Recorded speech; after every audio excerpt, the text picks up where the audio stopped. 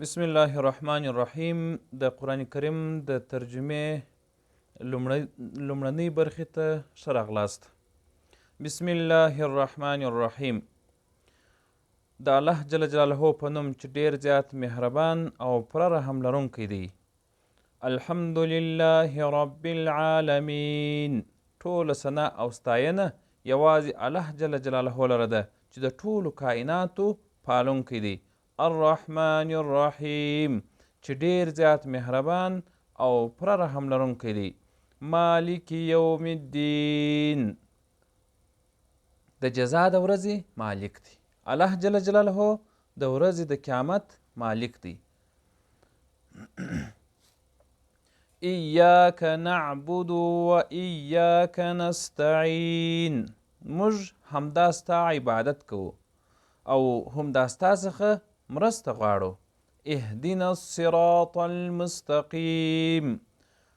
موږ ته وښیه لاره برابره.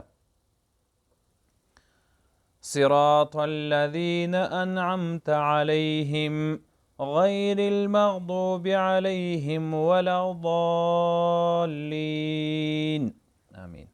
د هغو کسانو لاره چې تا پرې پیرزوینه کړې ده، چې غصه پرې نه ده سوې او بېلارې سوي نه دي. بسم الله الرحمن الرحیم. الف لام میم. الف لام میم. د دې ترجمه یوازې الله جل جلاله او رسول اکرم صلی الله علیه وسلم ته معلومه وه. دا د پیغمبر علیه الصلاة وسلام او د الله تعالی جل جلاله په منځ کې په مابینځ کې یو رموز، یو پټ شی و چې نور امت په خبر نسو او په پوه نسو. ذالک الکتاب لا ریب فیه هدی للمتقین. دا د الله تعالی جل جلاله کتاب دی، په دې کې هیڅ شک نسته، د پرهیزګارانو لپاره ښوونکی دی. الذین یؤمنون بالغیب ويقيمون الصلاة ومما رزقناهم ينفقون. د هغو دپاره چې پر نالیدلو یعنی پر غیب باندې ایمان راوړی دي، لمونځ قایموي او کومه روزي چې مور کړې د الله تعالی جل جلاله وایي د هغه څخه دی د الله تعالی څخه راضي دي. والذین یؤمنون بما انزل الیک وما انزل من قبلک وبالآخرة هم یوقنون. او هغه کسان چې پر هغه کتاب یعنی قرآن ایمان راوړی دی چې پر تا باندې نازل کړه سوی دی. دلته مخاطب پیغمبر علیه الصلاة وسلام دی چې پر تا یعنی ای محمد چې پر تا نازل سوی دی.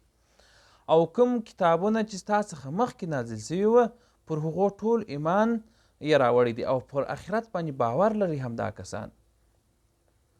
اولئک علی هدی من ربهم واولئک هم المفلحون.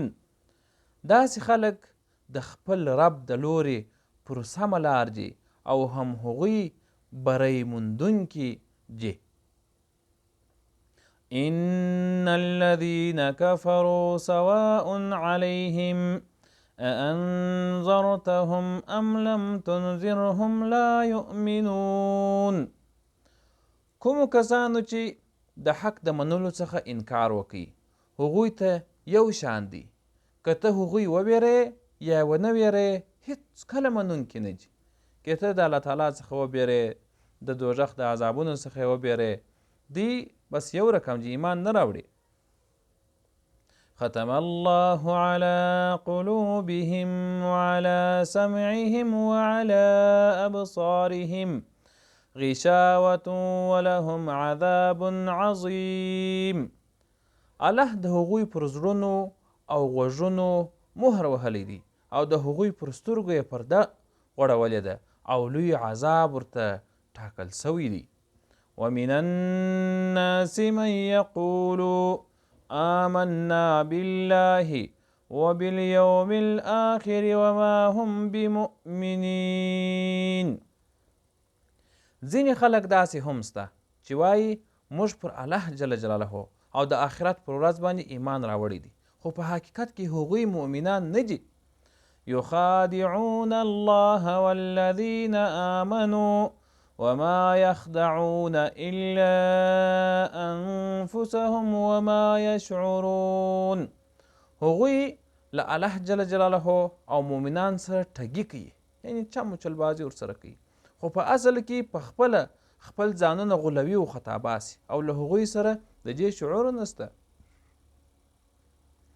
في قلوبهم مرض فزادهم الله مرضا ولهم عذاب أليم بما كانوا يكذبون.